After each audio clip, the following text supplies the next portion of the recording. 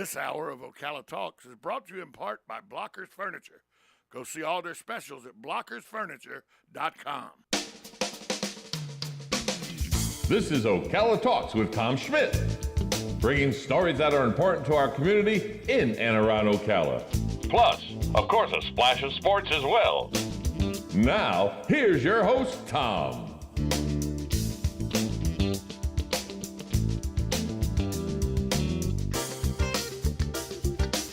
Good Monday morning. Welcome to Ocala Talks.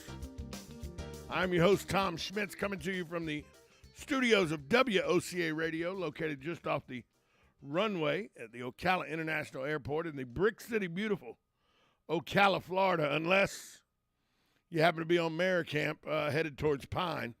Galen Unoff from Life South joins us. He does it every day, thanks to the good folks at Palm Garden Health and Rehabilitation Center. Just shipped. And my phone's ringing, because that's good. And, of course, Penn Flooring also is a sponsor. Galen, good morning, but you sent me a photo that is not a good morning for a lot of people going down Mayor Camp. Yeah, they just got it closed. So if you're going on 17th, trying to go to 200 over what they call the Governor's Bridge, you can't. They just shut it down in every direction, and they are diverting traffic onto 301. It's blocked off in every direction. You can't go either direction. Right. You can't come from 200 or go to 200 over the Governor's Bridge. And for those that don't know, that it was called the Governor's Bridge, just know it's the overpass that makes you not have to go over those 14,000 railroad tracks now. That's right. And it's pretty terrible. It took me 30 minutes to leave my neighborhood to get to that point to turn right onto 301, 441. Yeah. And again, you can't tell why. I have no idea. It's something on the other side of the overpass, obviously. Must be a bunch of Bob's barricades, but you couldn't turn left off of 17th either. On to 301 you can't turn left to go south on 301, and you can't go straight across either. You only from if you're coming from Mayor Camp to where it turns into 17th by the ale house and everything. When you get to the bottom of that hill at Pine, you're only allowed to go right. Yeah, I don't know what's going on. But, yeah, it's a mess. No doubt. At 8 o'clock, and the traffic in that part of the world is pretty terrible this time of the day anyway. Okay, I got an update. I got an update from somebody that works in that area. They said it's a fatality death with a motorcycle and a dump truck. And it's just over the overpass on the Easy Street side of the overpass. It's a motorcycle and a dump truck, and it looks like dump truck there. It looks like it's a fatality. Looks like it's a fatality investigation. That's not usually a battle that a motorcycle is going to win. No. Man, nope. That's terrible. Yeah. So that's the update. Thanks to the people that are listening, because I got a lot of people listening there. They're right there in that area, so that's a good update. Not a good update, but an update that helps you understand why. I still don't understand why why you can't go left there though. I don't either. I don't understand. But it's going to be there a while. Yeah. So pick another route to get Pick another route to get to 301, 441 besides 17th Street and Pine. So. Yeah, I try to remember whenever I'm stuck in traffic that somebody's having a far worse day than I am. A far worse day. And, just once again, even though this looks like a fatality, it just brings to the forefront again why it's so important to donate blood. Yeah, well, exactly. The average traffic accident takes anywhere between 2 and 6 units. And I think we've seen in the last week the number of our traumas is going back up again. Memorial Day weekend, a lot of people on the road. July 4th is going to be interesting. But we need, believe it or not, we have to start preparing for July 4th and the impact that has on our blood supply now. So just get out there, give the gift of life, and donate blood. Yeah, it's one of those things where it's never an easy thing to deal with these fatalities and these traffic incidents, but they happen all the time, far too often, as a matter of fact. Just and sometimes it's just something as easy as people not paying enough attention. That's usually the case Sure. with motorcycle accidents. I never understand. I didn't see the motorcycle. Some of these motorcycles now are so big, you might need to have your eyesight readjusted if you didn't see it. Sure. So, Sure. But so avoid it if you can this morning. Avoid 17th Street and Pine as it is blocked off. They're only allowing you to go one way. They're only allowing you to go north on 301. Right. That's it. Right. So if you're in that area, try to avoid it and find an alternate route to either go south or to go west because they're not allowing you to go either. So you can only go north. So, Galen, over the weekend, there's been much talk. I watched a lot of the Sunday shows, and I never should watch those shows because they aggravate me because of how slanted the news media is. And I'm not talking about the liberal news media. I'm talking about the news media in general. Depending on what side of the coin you come down on, you can find somebody telling you you're right. And so it gets frustrating at times. But it looks like that if you listen to the Republicans in the Senate and the Democrats in the Senate, they sound like that they're about to come out with a bipartisan bill that could do some serious readjustment to how gun purchasing is done, especially when it comes to mental health illness and background checks for mental health, which, by the way, I'm a Second Amendment guy, but I'm okay with taking an extra step to make sure a mentally handicapped or mentally deranged person doesn't end up with a gun. Yeah, I understand that sentiment. I know it's a slippery slope. I know it's a slippery slope. It's either a right that has to be proven in a court of law to be taken away from you, or it's not. Right? So my issue is I completely agree. Once you've been identified as a person with a mental illness or something, you should no longer be allowed to buy a gun. And that's what I'm saying. But what this bill wants to do is that you, in order to buy a gun, you have to pass mental well, and I'm against that.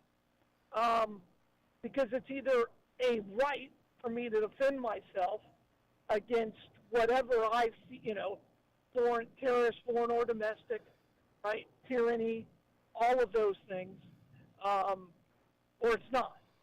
And right now, as of today, our Constitution is very clear that I have a right to defend myself with an armed weapon.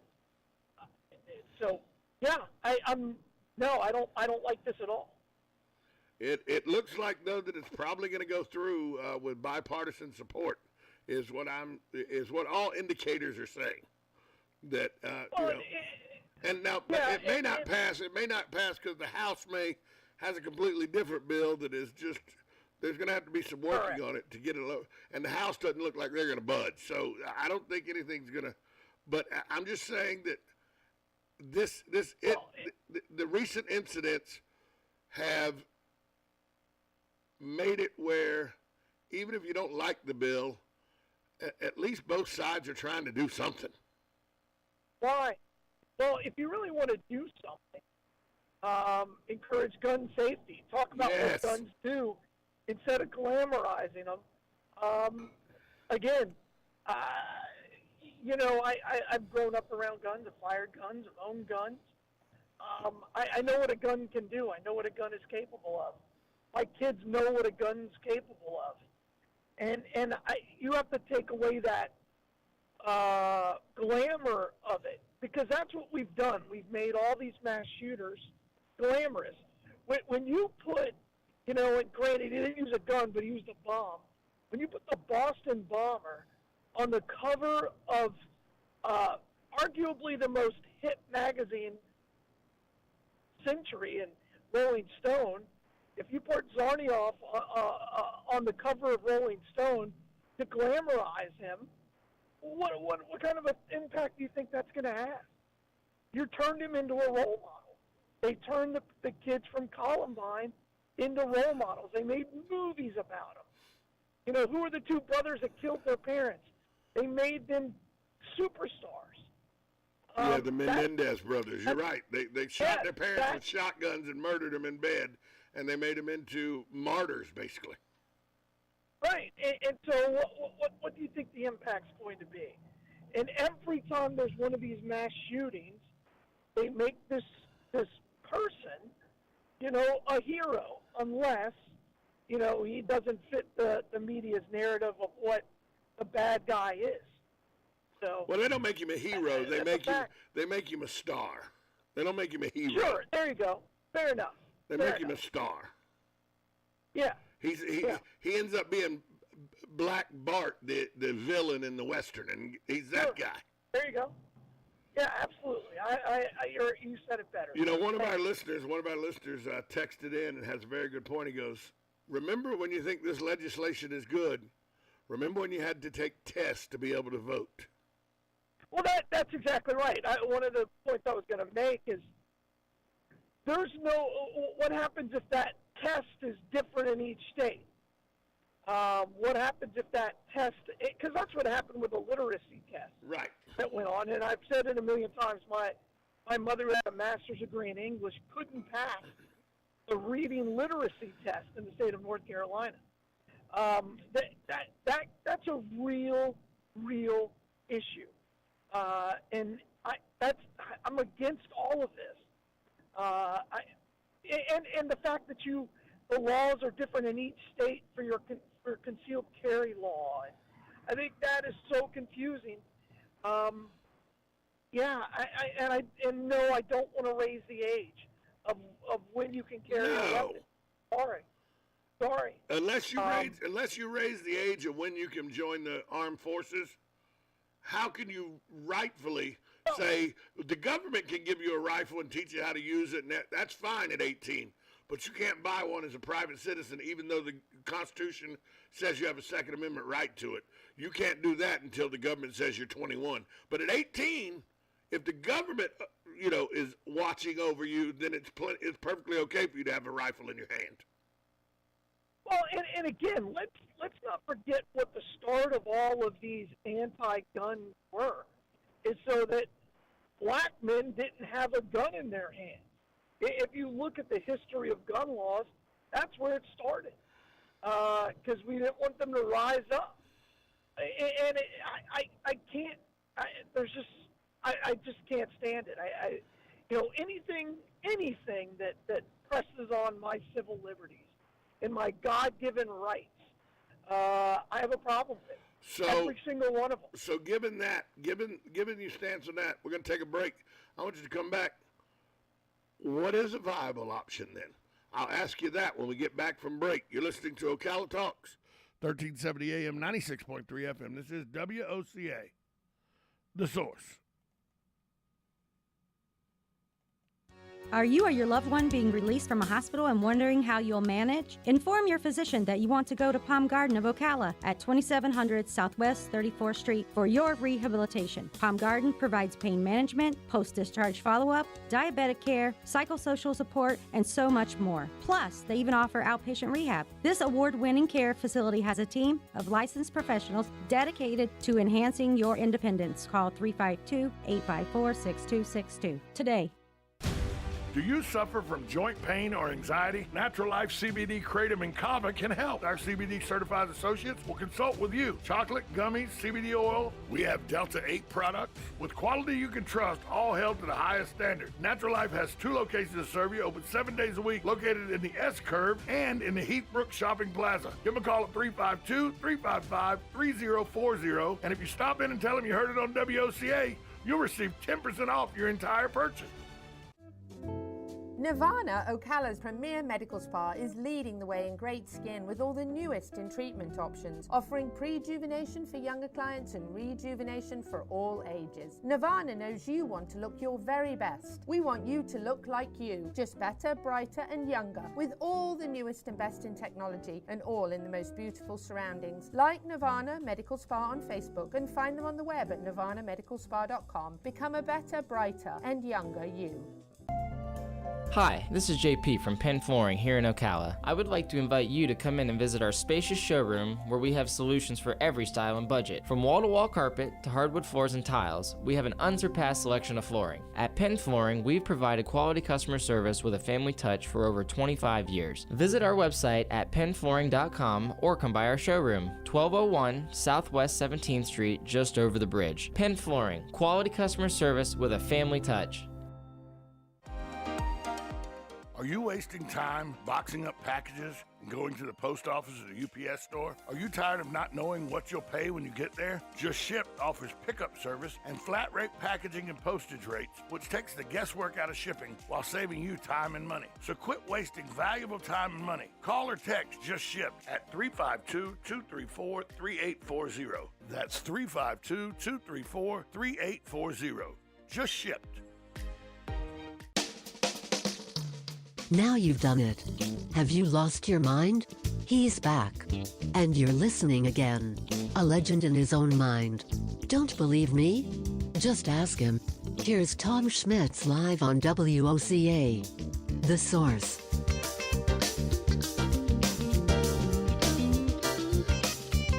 Welcome back to Ocala Talks. On a Monday, Galen Unall from Life South is on the phone with us, as he is every day, brought to you by the good folks at Penn Flooring, Just Shipped, and Palm Garden Health and Rehabilitation Center. Galen, we got a little more about the accident now. The accident actually occurred right in the intersection of Pine and 17th. So they are actually now allowing traffic over the overpass, but they're rerouting it around that intersection.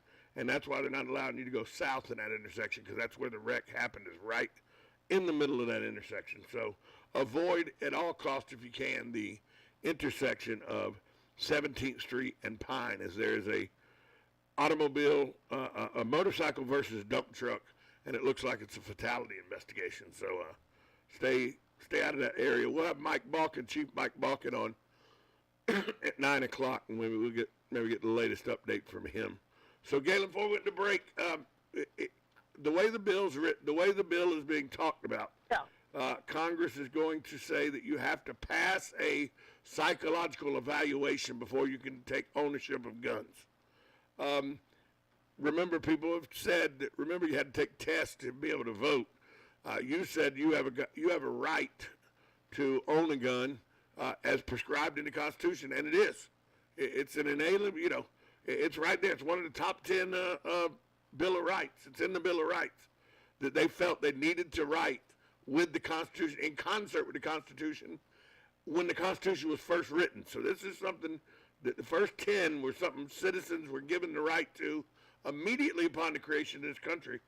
So I'm against, we got to test you before you can do anything. If we don't test before we let people become parents, we should, it's a hard sell for me to test for anything. So what is a viable alternative, though? Because it's obvious people with mental derangements that are buying guns legally because there's nothing that says they can't buy guns, are then, with their mental derangement, causing mass chaos. Well, I do, as I've said many times, I think we have a mental wellness issue in our country right now. One of the things I suggested after this was, at the high school, when you graduate high school, I think you should take a mental wellness test of some kind, a check of some kind. If nothing else, to get a baseline for future issues.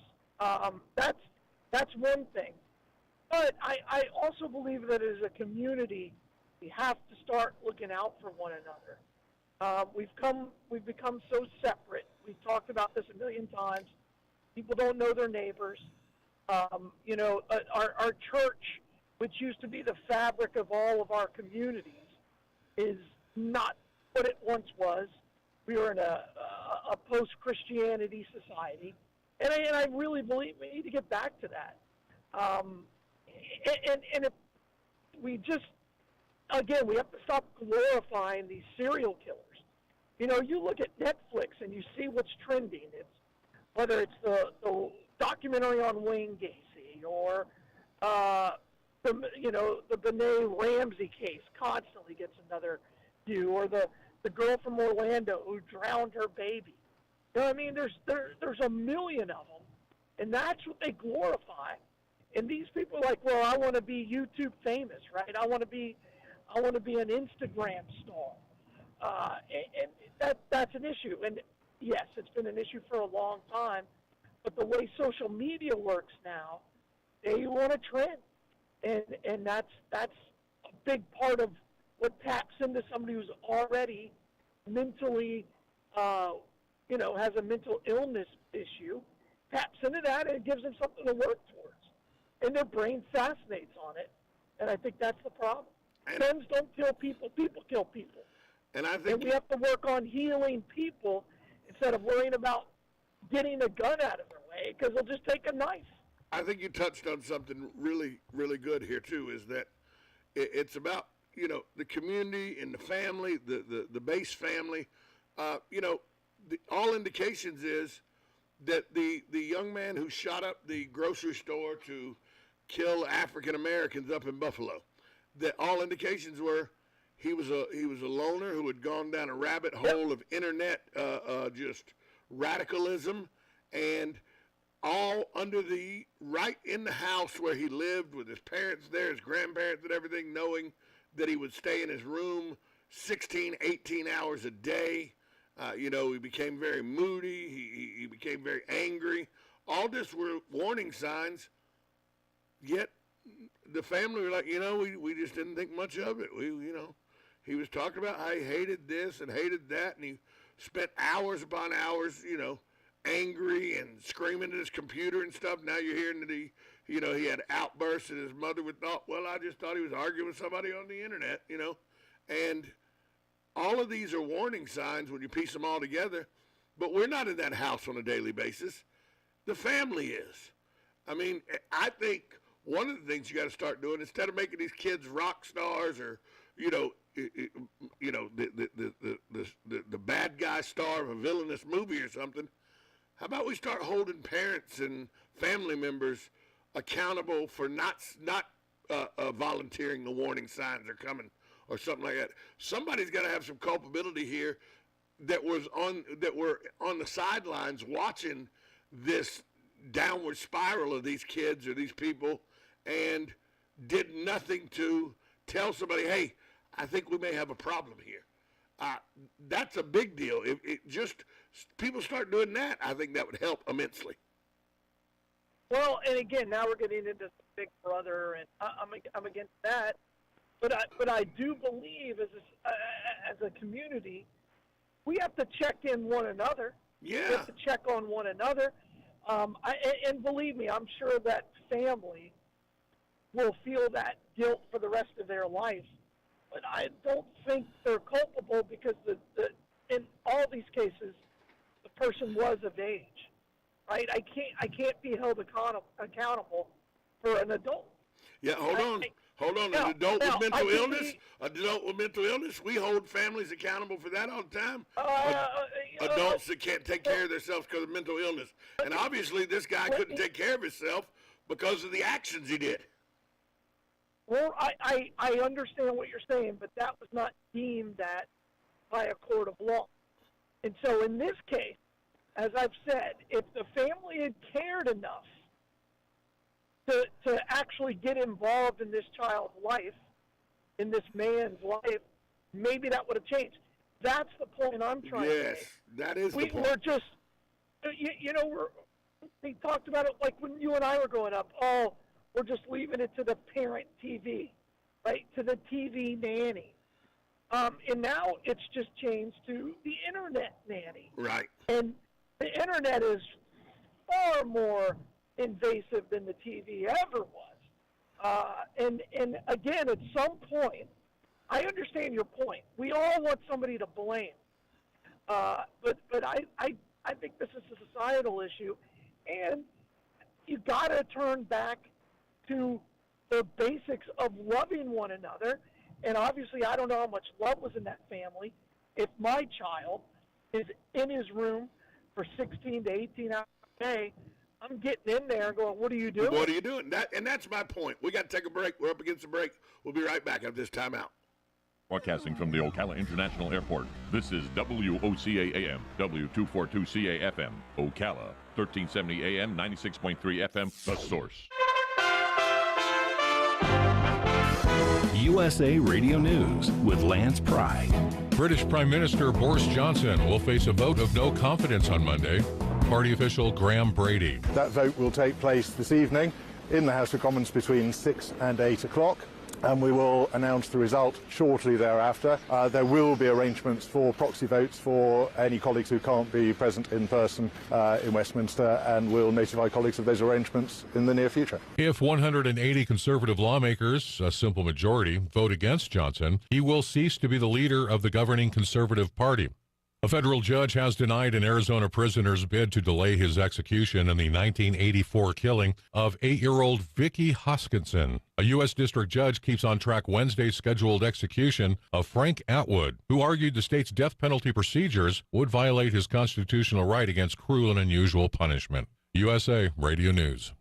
I tend to second-guess dinners with friends because they're often interrupted by diarrhea, gas, bloating, stomach pain, or oily stools. It turns out I have EPI, or exocrine pancreatic insufficiency, which means I'm missing the enzymes needed to digest food. My doctor prescribed Creon, pancrelipase, an oral prescription medication that replaces pancreatic digestive enzymes. Creon treats EPI due to cystic fibrosis, chronic pancreatitis, pancreatectomy, or other conditions. Creon may increase your chance of fibrosing colonopathy, a rare bowel disorder. Tell your doctor if you have a history of intestinal blockage or scarring or thickening of your bowel wall, if you're allergic to pork, or if you have gout, kidney problems, or worsening of painful swollen joints. Call your doctor if you have any unusual or severe gastrointestinal symptoms or allergic reactions. Take Creon as directed by your doctor and always with food. Do not chew capsules, as this may cause mouth irritation. Other side effects may include blood sugar changes, gas, dizziness, sore throat, and cough. These are not all the side effects of Creon. Creon is the #1 prescribed EPI treatment. Ask your doctor about Creon for EPI and visit Creon.com or call 800-633-9110 to learn more. That's CREON.com.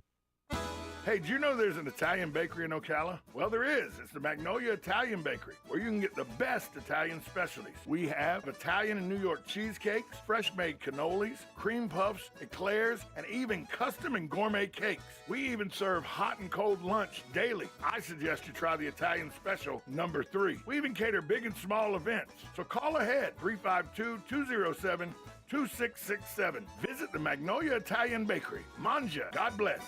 Veterans Helping Veterans USA. Call 352-433-2320.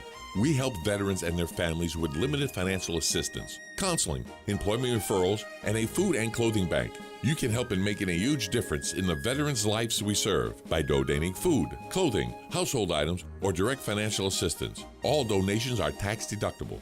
Veterans Helping Veterans USA. 352-433-2320. Thank you for your attention, and God bless America. QC Kinetics patient Robert Patterson, a veteran and business owner, struggled at work and in the gym with chronic agonizing shoulder pain. Those injuries just continue to nag, and if you don't treat them, they just get worse. And I just kind of abused my body for a long time, and it finally had said enough is enough. That's okay, because QC Kinetics tells your pain, hey, enough is enough. Their regenerative treatments bring you relief by helping restore and repair damaged tissue with no drugs, no downtime, and best of all, no surgery. I was able to exceed the goals that I had previously attained in the gym. It was absolutely worth its weight in gold, so I could continue to live life without limitation. Ready to get lasting relief from your joint pain? Call QC Kinetics to learn more about how natural biologic treatments can get you lasting results. Call now. It's a free consultation. 352-400-4550. That's 352-400-4550. QC Kinetics, 352-400-4550. The Ocala Golf Club, one of Ocala's premier golf courses, from its pristine 18-hole course layout to its amazing pro shop. Jason Linhart and the staff at Ocala Golf offer everything that you need for your golf outing. That's the Ocala Golf Club. Experience country club style golf at municipal prices. You won't go wrong with the Ocala Golf Club. Call them for a tee time today, 352-401-6917. Each morning, we wake up thankful to live in a free nation with liberty and justice for all. but sometimes those liberties can be put in jeopardy, and you may have questions about what to do or who to call. Let Doc Blanchard of Blanchard, Miriam, Adele, and Kirkland help you find the answers. Attorneys at law since 1974 and located in downtown Ocala. If you have legal issues, don't go it alone. Call 352-732-7218. Blanchard, Miriam, Adele, and Kirkland, helping protect your liberties every day. Now you've done it. Have you lost your mind? He's back. And you're listening again. A legend in his own mind. Don't believe me? Just ask him. Here's Tom Schmitz live on WOCA. The Source.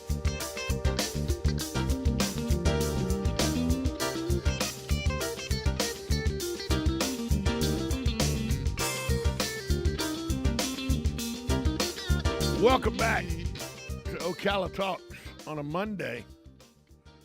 Galen Enoff from Life South joins us as he does every day.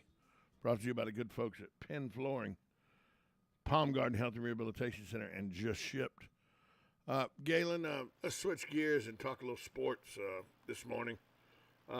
The Gator women eliminated from the College World Series, losing to UCLA. The Gator men stave off elimination last night. They play Oklahoma again today at 1 p.m., I believe, or 2 p.m. To see if they move on to the Super Regionals. And the 16th seeded team in the country, little school up in Statesboro, Georgia, got beat and got eliminated. They're no longer in the World Series competition. They didn't even make the Super Regional, so I'm not even going to talk about that little school in Statesboro. But you can tell it's the end of the school year because baseball and softball rule the college airwaves. Yeah, Florida State lost to UCLA as well. I was trying not to bring that up, sir. I was trying not to bring that up. Oh, no, the Fabians had a big day yesterday. So, yeah, a couple of local boys did.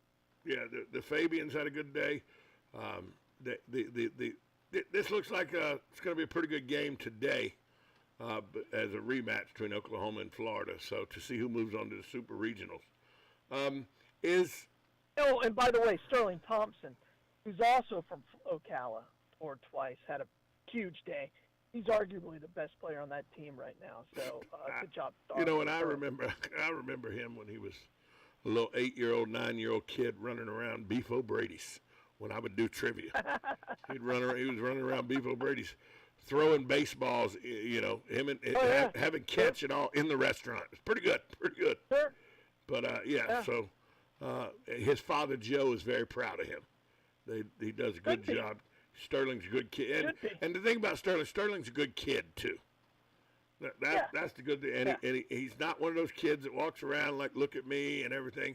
He's just a good kid. So I say kid, he's what, 19 now, something like that?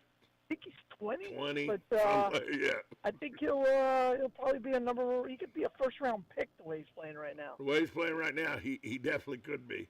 And it's a kid, hey, he put the hours in, brother. That kid drank, slept, breathed baseball for as long as I've known him. So. Yeah, he loves it. He loves the grind. Good for him. But, yeah, so baseball is the ruling roost. Hey, by the way, the U.S. national team found out they'll be playing Wales to open up the World Cup. Did you see that? Yeah, I did. And again, you know, we have arguably the best player to come out of the U.S. maybe ever. And did you hear his comments about how he's not happy with the turnout of the home crowd? No, I missed that. Yeah, they were interviewing him after the game, after the friendly, and he goes, it was great to get out here and get to play and get working towards the World Cup and all. He said, I'd like to see more American fans than the other team's fans in our stands from now on, but we'll just have to deal with that or address that later. But it's kind of disappointing when you're in an American stadium and there's more fans of the other team than there are your team. Well, Christian Pulisic is, he plays in Europe. Right.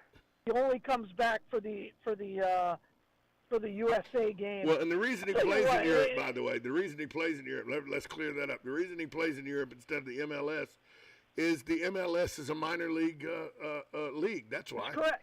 That's why. Absolutely. We have the best basketball league in the world. We have the best American football league in the world because it's ours. Well, we have the best baseball league in the world. We have about the 8th or 9th best soccer league in the world. Sure. It's not even in the top 3 or 4. And what I would tell Christian is, how about you win something?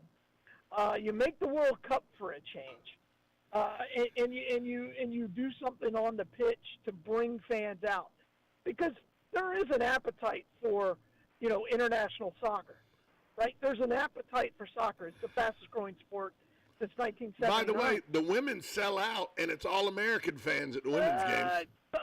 Yeah, they sell out during World Cup years. Yeah. Right, that's what I'm saying. During World Cup years, they sell out those, sure. and that's a predominantly, that's 90% of the fans are American fans in those stands. And Absolutely. I know it's not when they have friendlies in non-World Cup years, it's not like that. But during World Cup years, which by the way the men are in right now, sure, the women sell out, and it's all Americans that go to that game.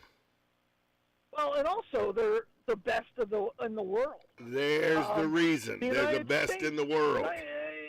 The U.S. men's soccer team has been god-awful bad. They have terrible coaching. They can't figure it out. The leadership of that organization is really terrible. They've got Christian Pulisic, who you could argue is the best talent America's ever had. And let's see what they do with him. I don't know. I hope. I think they turned a corner. They played really good the other night. I like how this team plays. I'm a big fan of Christian's. And he plays in the English Premier League. I mean, correct. He does play in the best league, in my opinion, in the world. And they got a good draw, a good opening game against Wales. They should win that game easily. And then they got England. And then, England is England. Sometimes they're fantastic. Harry Kane's a terrible human being. That's right. So we'll definitely have something to root for and against, which is key when you're watching something. Yeah, he's just a terrible human being, that cost the Liverpool Football Club a ELP championship, an EPL championship this year. So, I don't like the guy. I don't like the I don't blame you. Yeah, I don't like the guy. I'm not arguing with you. Hey, let me ask you this question. I need some clear, because, I'm new to this soccer thing. Why is it that the United States has one team and, Brazil has one team and France has one team? But when you get to Great Britain, they got Wales, Ireland, Scotland, England.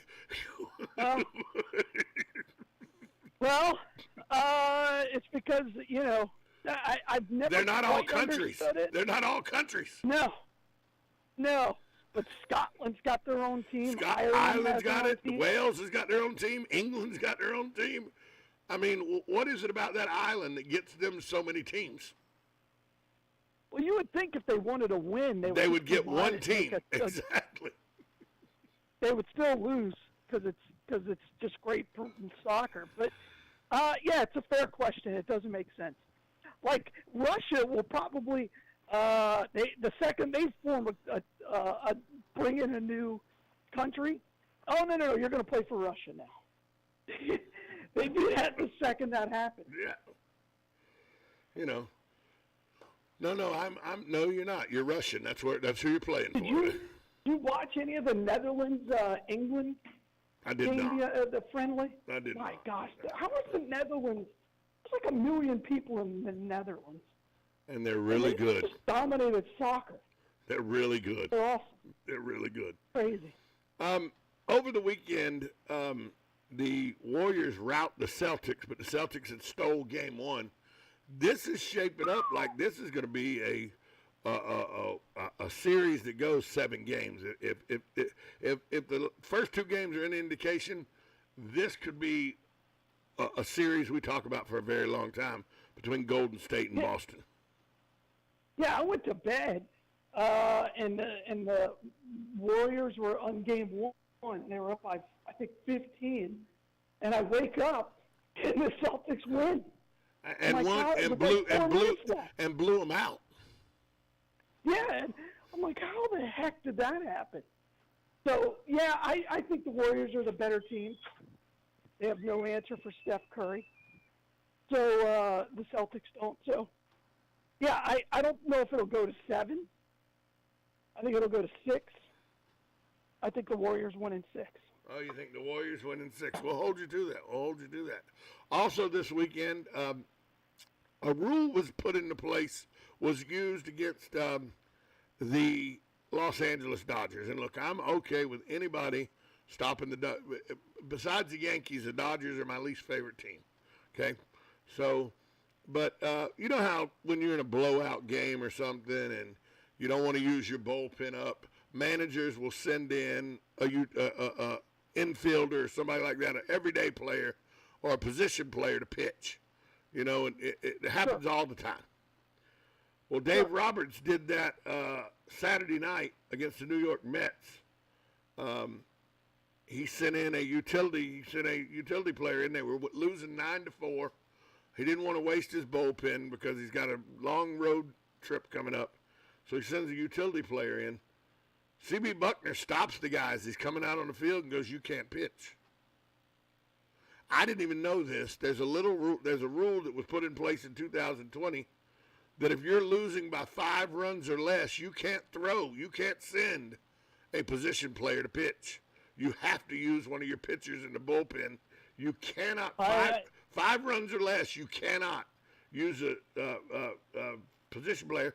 And because the position player was announced, he was then lost for the rest of the game and couldn't even come to the game as a defensive replacement or a pinch hitter or anything. And I mean, what is this rule? And that's a dumb rule to me. Yeah, I think anybody should be able to pitch. That whole thing. If that's the case, then you should just put pitcher next to every one of the position players. Yeah, that's what I do. Because I mean, does that mean Ohtani can't? If he's in the game as a position player, he can't pitch if they're down. But they need somebody in the playoffs. Let's take and that's what my point was. We're in the playoffs. Well, it's Game 7. Ohtani hadn't pitched since Game 3 or Game 4. It's the 8th or 9th inning, and you want to bring your best pitching option in to slam the door shut because you're winning by 2 runs. You can't bring Ohtani in because he was playing the outfield that day. I mean, is that? Yeah. I need to read that rule. I hadn't heard that happened. Yeah, it's been in place. It's been in place since 2020. That says a position player, if you're down by 5 runs or less, a position player cannot come in the game to pitch. Well, that would rule out Ohtani then, I would think. Sure. Yeah, I guess. It's interesting. I need to look at that. I hadn't heard that one. Yeah, it happened. And again, the rules of baseball, man, that was written.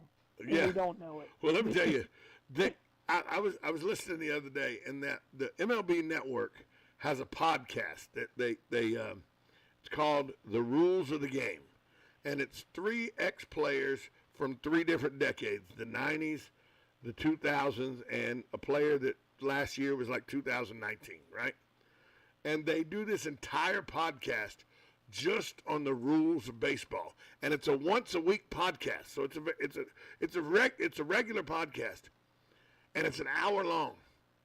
And all they do on that podcast is discuss the written and unwritten rules of baseball. And I go, when I first heard about this podcast, I go, how do they have enough subjects to talk about? And then I realized what I just said. I go, they could have enough to talk about just by the rule book. And then you bring in the unwritten rules of baseball too. When are you supposed to throw at a guy? When's it wrong to throw at a guy?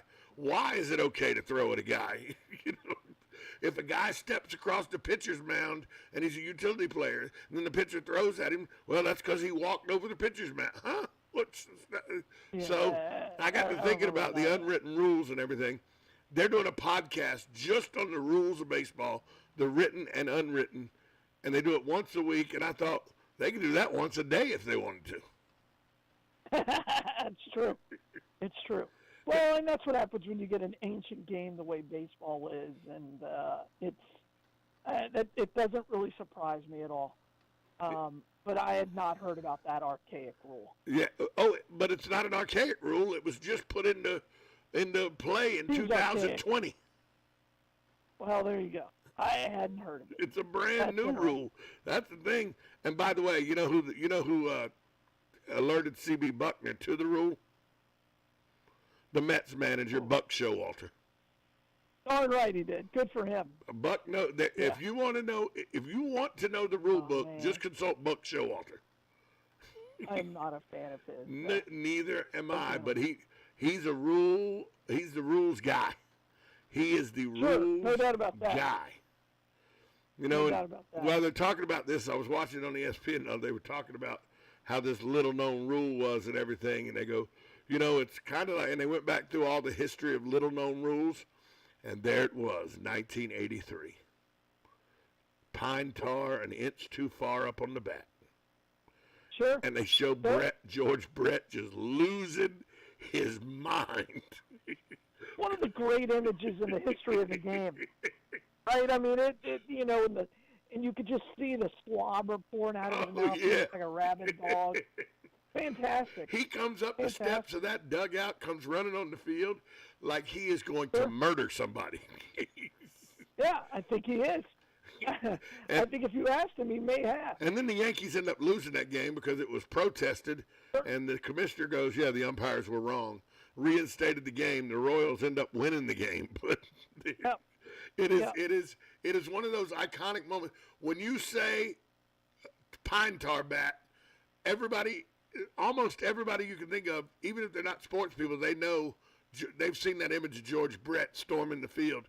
It's kind of like, I don't know much about alpine ski jumping, but I know what the agony of defeat looks like. You know what I mean? That's right. I don't know much. That's an absolute fair comparison. Yeah. I'm sure there are people who have, that guy? You're the guy who ran out at the umpire? Mm-hmm. Yeah. I promise you, that don't know anything about baseball, but they know that image. So, and as a kid, we knew the agony of defeat was an alpine skier and a open wheel race car. We knew the agony of defeat were those two things. Sure. That's right. I couldn't tell you what the thrill of victory was, but I can tell you what the agony of defeat was. That's true.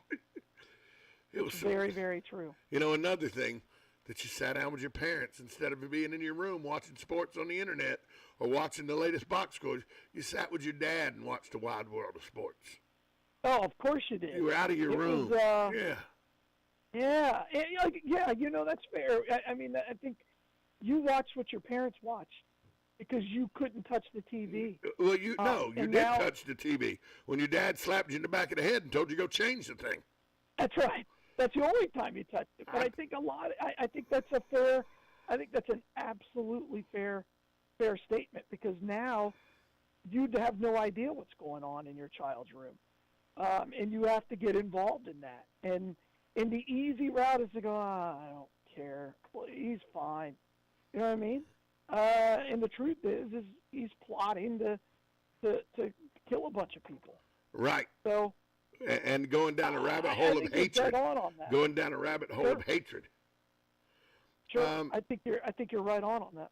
So a 35-year-old Floridian won his 7th PGA Tour win and first of the year, the 2022 Memorial Tournament at Jack Nicklaus and Muirfield Golf Club.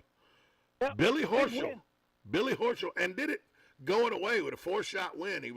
He on Saturday he really burned the golf course down with his score on Saturday and then just cruised to a 4-stroke victory to take home $2.16 million. Not a bad day at the office. No. Second place. Not a bad day at the office. Second place was $1.3 million. Second place is now making the kind of money that you used to get for a tournament just 5-6 years ago. I mean, Patrick Cantlay and Joaquin Neiman, who tied for third, both took $750,000 home. We're in the wrong business. We're in the wrong business. No, you would love to be. I think both of us would love to be a golf professional. We're just not very good. That's what I'm saying. That we're in the wrong business because we're not very good. Well, we're not talented enough to be in anything else. Who was it? My computer, the internet's freezing up on me over here, so I don't have it in front of me. Who resigned from the PGA Tour late last week? You mean from the front office? No, a player that resigned. Dustin Johnson? No, Dustin Johnson didn't resign. He just said he was playing in the tournament. There was somebody who actually resigned, and I can't remember who it was now. And my computer is... No idea. It's not, the computer's just not working. The internet's not working. So, because I wanted to talk to you about that. It broke last week. That there was actually a resignation, and it was a Kevin name. Na. Kevin Na, that's what it was. Kevin Na. Yeah, Kevin Na resigns. Now that's taking it up even more of a notch. Well, again, I think there's some there's some backlash from some of the policies and things that they've put into place. I'm not completely surprised by any of that. Are you? I think we're going to have more of this kind of thing because competition is good for any sport. Right, it is, but Kevin Na's not 128 on the money list or 165 on the money list. He's 33, right, 33rd in the world. Exactly. We're not talking about somebody who resigns his tour card so that he can go try to make money because he's not making any money on the tour. Kevin Na was making a pretty good living on the tour and gave up his status, his card and everything, not just saying, I'm going to go play in this tournament, but I'm giving up my card. You can keep your you can keep your tour. I'm giving it up. That's a serious statement from a golfer who's not a, come again golfer. He's actually one of the top 50 players in the world. That's right. That's right. I mean, Monahan can't be that. That had to send some shockwaves through the front offices in Ponte Vedra. Yeah, man. Or do they just not care? People, no, they don't care. They think they're bigger than one player. And Monahan is in his ivory tower. You're not allowed to say anything about him. Nobody within, the Doug Fergusons of the world can't write anything bad about him because they want to keep being able to go to all of these events. Yeah, and they will threaten to take they will threaten to take your credentials. They will take them. No. They don't threaten. They do. They do. They just take it. Right. And I've known Doug Ferguson for over 30 years. He was invited to my wedding, but he couldn't go because he had a golf tournament to go to. I've known Doug almost 40 years. No, 30 years. I've known him a long time. And there's no way he would write anything negative about the PGA Tour. Yeah, no. But, I was forced. I've told this story numerous times. I was forced by the PGA Tour to take down a video of Tiger Woods showing exactly the opposite of what he was claiming about his knee injury when he withdrew from the Players' Championship some years ago and was told in no uncertain terms. And the guy who told me, the head of media, Chris, Gainesville guy I've known for a long time, good friends with Chris Doring and all, called me in his office, said, take it down or give me your badge. You decide. Yep. Given that situation, it came down. So, and that's why there's so much animosity with the players. It's because the PGA Tour, exactly right. The PGA Tour treats them the exact same way, if not worse. They don't care what your status is, unless your name is Eldrick Tiger Woods. Yeah, he can do or say whatever he wants. He can do and say whatever he wants. He could go up and say, Monahan's a complete jerk for doing this. He's, this is bad for the game. They would not say a word to Tiger Woods. Not a word. But Monahan would probably be gone. Gone. And the only other person that can do that besides Tiger. He's not the problem. No, the only other person who can do that besides Tiger is Jack. Exactly. Jack can do it right now, too. But everybody knows that Monahan's just nothing more than the figurehead of the machine, the advertising and PR machine. That is the PGA Tour. Hey, Galen, where's the Bloodmobile today? Hey, today we're actually out on the shore, so come check us out there at the Walmart. But again, every 2 seconds, somebody in this country receives a blood transfusion, and the only way they get that is by you. So get out there, give the gift of life, donate blood. Galen Unall from Life South. Talk to you tomorrow. All right, thanks, Tom. Bye. Coming up next, Chief Mike Balkin of the Ocala Police Department is in the house. We'll talk to him next on WOCA The Source. Broadcasting from the Ocala International Airport, this is WOCA AM, W242CA FM, Ocala, 1370 AM, 96.3 FM, The Source. USA Radio News with Lance Pry. The World Bank warns of a global recession. Contributing factors for the group is COVID-19 in China, rising interest rates, and the cost of living crisis. They've all darkened the outlook through the end of the year. The cost of almost everything from food to fertilizers is soaring, causing consumers to spend less. As governments aim to bring down the cost of living, containing inflation without pushing economies into slowdown is the big challenge. Soldiers, sailors, and airmen of the Allied Expeditionary Force, you are about to embark upon the great crusade toward which we have striven these many months. The eyes of the world are upon you. Before becoming president, Dwight Eisenhower had a demanding job. Today marks the day of days. D-Day on this day in 1944 was the beginning of the end for Nazi Germany. We are USA Radio News.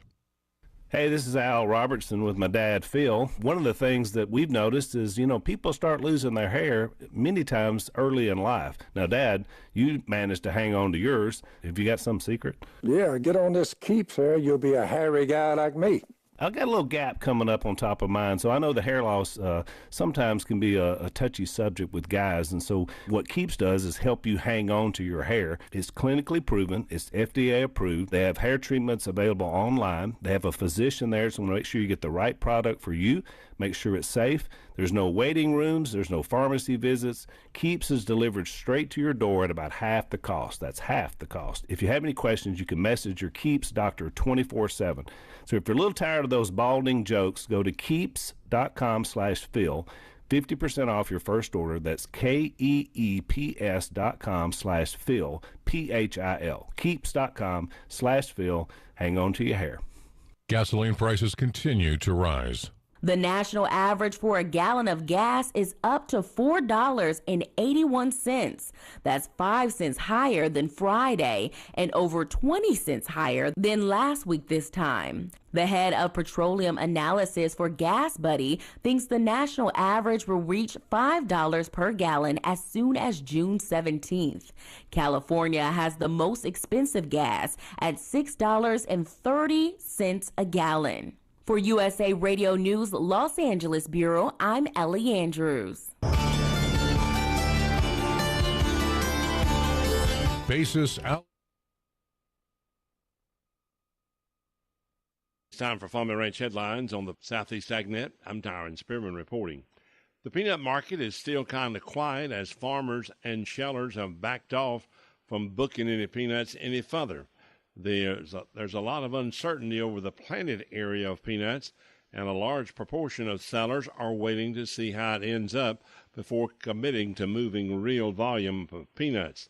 The market consensus at this point in the season is that the original USDA prospective plantings estimate is overinflated. The market participants told me they will be upwards of 5% short of what they had planned, with the potential for farmers to switch back into cotton late or no corn is too late. It wouldn't be a surprise to see plantings down closer to 10% from last season. And prices for alternate crops such as cotton are at elevated levels right on to the planting time. But time is running out on contracting. There are some bonuses being offered across the industry for farmers to sign up their peanuts, and they'll have to watch that. Argentina's trying to finish up their crop, our major competition in Europe. They still have difficulties after a terrible growing season. They had frost warnings early, and frost hit over and over and killed their crop later in the season. There was also several windstorms that helped destroy some of the peanuts in that area. They say farming isn't a career, it's a way of life. While the work is rewarding, the daily stresses can be both physically and emotionally demanding. Sadly, 50% of farmers say it's difficult to access therapy or counseling in their community.